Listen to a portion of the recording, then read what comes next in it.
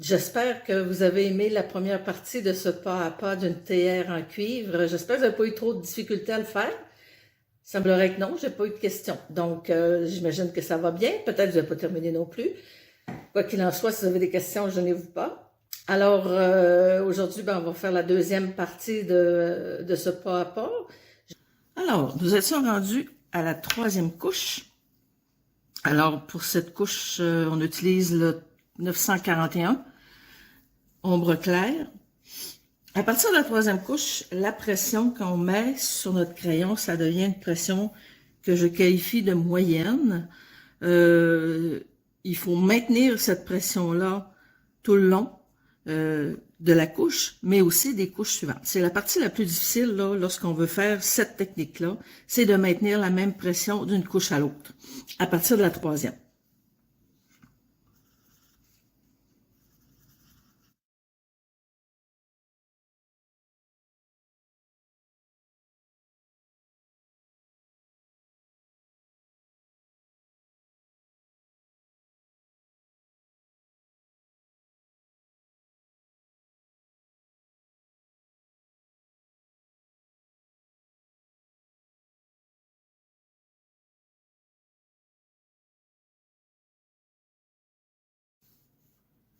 Lorsqu'on est près de notre sujet comme ça ici, là, il faut faire attention pour pas que trop pas que nos coups de crayon paraissent trop. On voit souvent ça dans les dessins, là, lorsque les gens sont proches de l'élément, ils font un mouvement différent. C'est normal parce qu'on fait le tour de notre dessin, mais il faut s'arranger pour pas que ça soit trop apparent, là. Donc, il faut vraiment aller près et s'organiser pour que comment je dirais, que la ligne soit pas différent des autres mouvements, là. Je vais essayer de trouver un exemple éventuellement, là.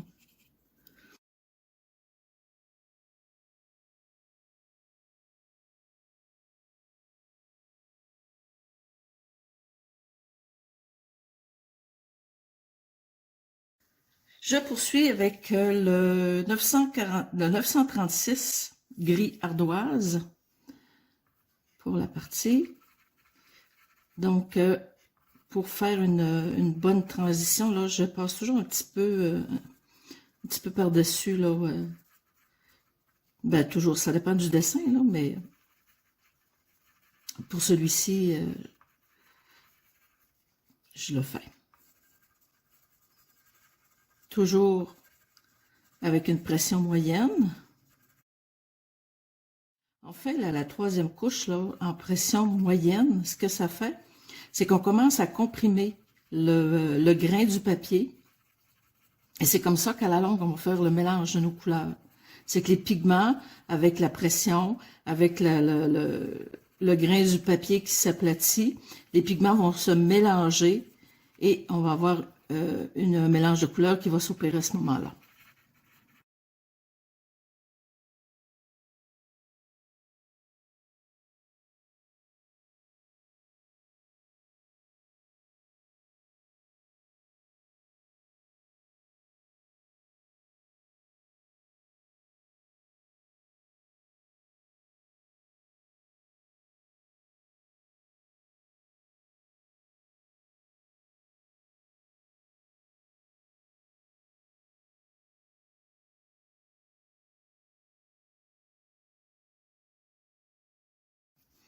Et voilà, on achève la troisième couche.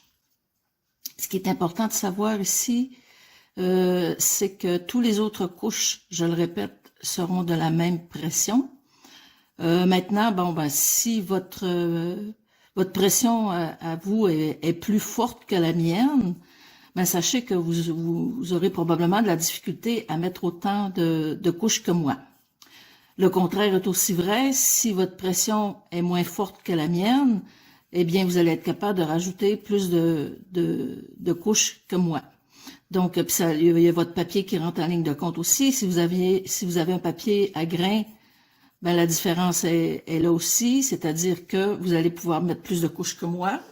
Et si votre papier est plus lisse que le mien, ben, vous allez pouvoir mettre moins de couches que moi, même si par hasard, vous seriez capable d'avoir exactement la même pression que moi, ce qui serait quand même assez étonnant, là, parce qu'on n'a pas on est tous différents les uns des autres. Mais il reste que ce sont toutes des choses qu'il faut prendre en considération.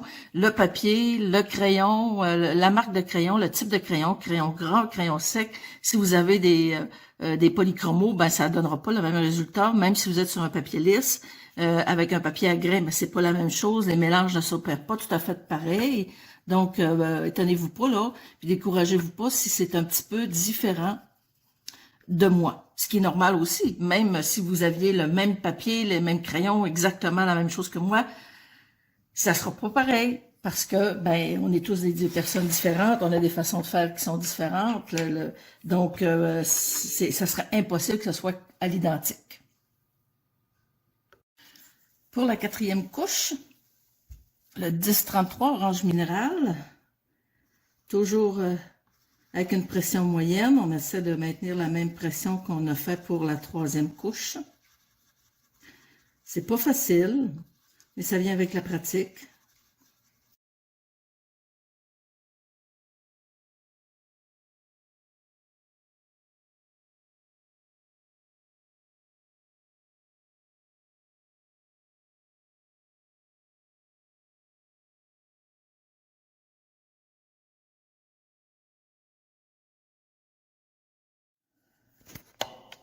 Donc, pour l'autre partie, avant de faire la quatrième couche, on va refaire les espèces de petites taches là, qu'on a fait avant la deuxième couche.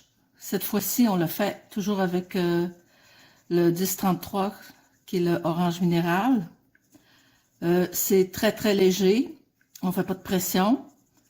Et puis, bon, ben, c'est pas obligé que ce soit exactement pareil comme celles qui sont déjà là.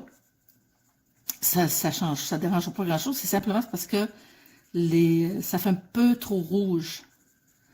Donc, avec l'orange, là, on va venir atténuer les taches un peu. Mais s'il en reste quelques-unes, c'est pas grave. Ça va donner de la nuance.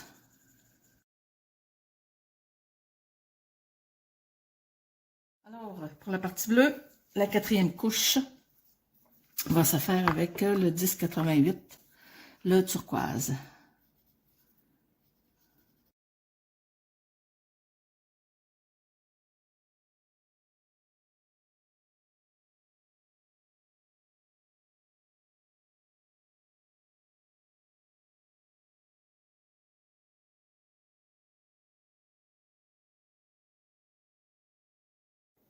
Donc, vous pouvez voir ici, j'ai pas dessiné encore la quatrième couche, donc on pouvait voir là que on voit le grain du papier, alors que le reste de la quatrième couche, le papier commence à disparaître. Il n'est pas tout à fait disparu, mais ça commence.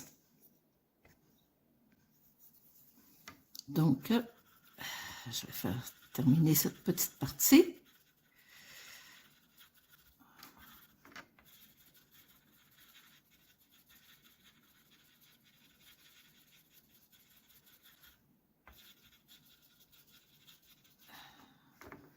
Je vérifie que j'ai bien passé partout.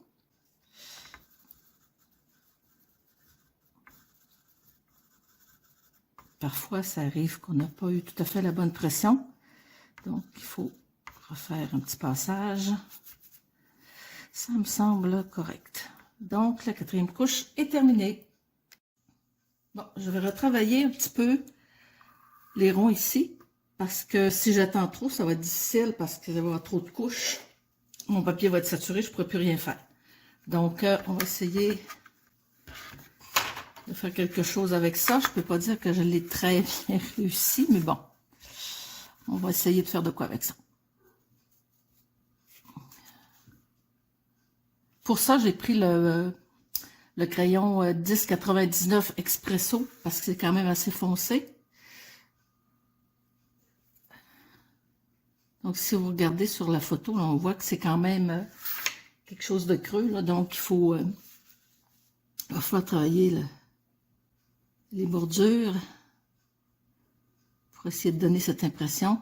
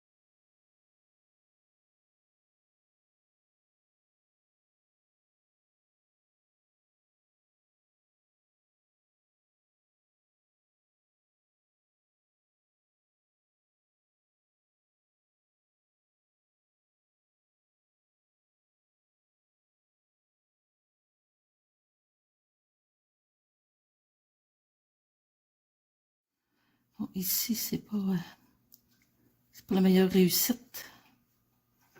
Je vais le travailler quand même, mais probablement que je vais le couper, là. Ça va faire partie de la partie, la section qui va être coupée.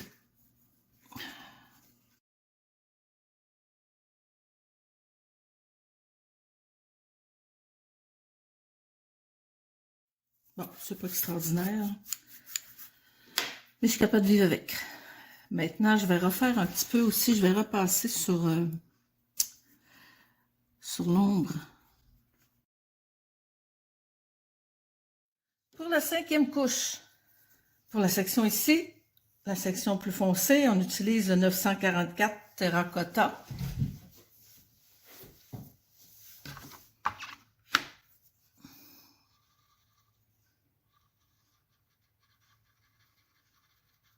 Toujours avec une pression moyenne.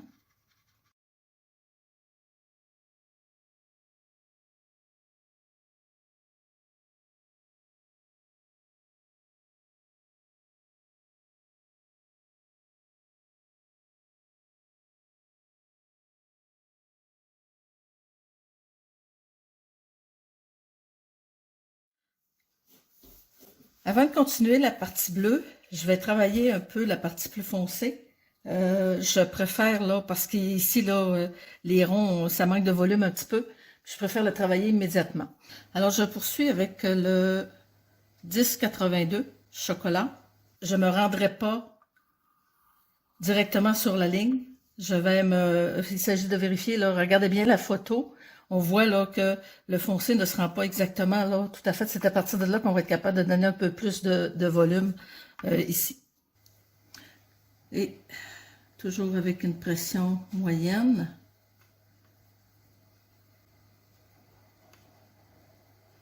Tout en ne me rendant pas complètement là où la ligne, là, pour pouvoir donner un peu plus de volume plus tard.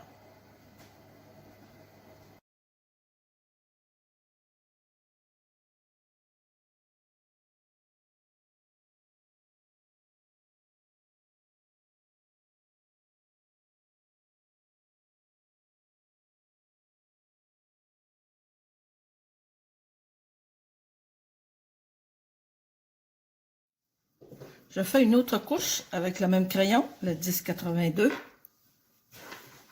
Donc, je repasse où est-ce que je viens de faire.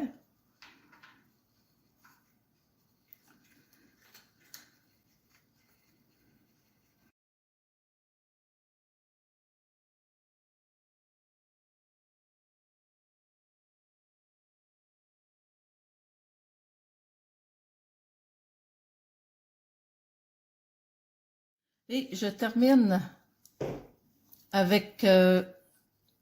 en fait, je repasse là exactement sur mon foncé, là, sans toucher au pâle ici, avec le 941.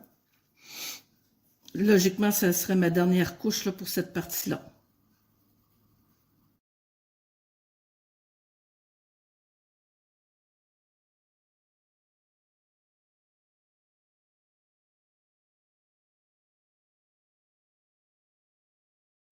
Bon, on va essayer de donner un petit peu plus de réalité. Alors, pour la partie la plus pâle ici, bon, j'avais pas mis le crayon dans la liste là, parce que, en fait, j'ai pas fait vraiment de test. J'y vais plus à l'instinct qu'autre chose. Alors, c'est le 1034 Verge d'or. Donc, je passe uniquement ou les parties que j'avais pas fait là, auparavant, les parties qui sont demeurées pâles.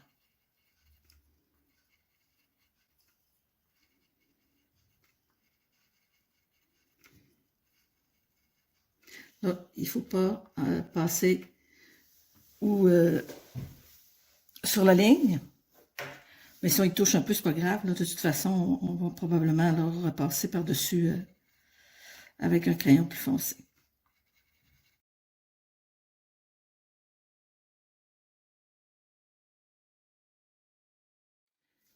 Et voilà, je termine avec le 1033 Orange Minéral.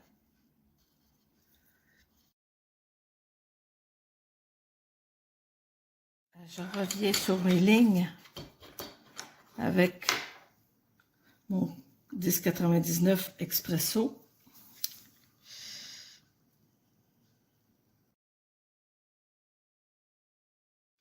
Bon, ça va être tout pour l'instant. Je dis pas que je reviendrai pas dessus parce que là, j'ai trop le nez dessus. Je suis pas capable de déterminer. Ben, en fait, en réalité, c'est pas mon goût. Mais pour l'instant, c'est pas grave. Ce sont des choses que je vais revenir dessus plus tard. Pour l'instant, je vais le laisser comme ça. Et on va continuer notre partie bleue. Alors, nous étions donc rendus à la 5e couche à faire, qui est avec le 936, qui est le gris ardoise.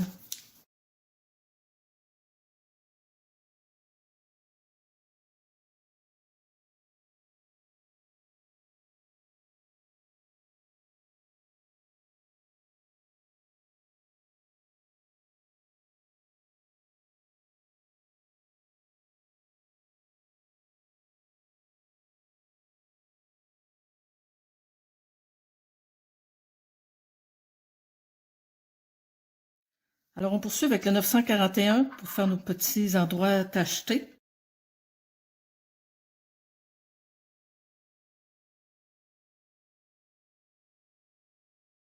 Et on poursuit avec le 1088, le turquoise.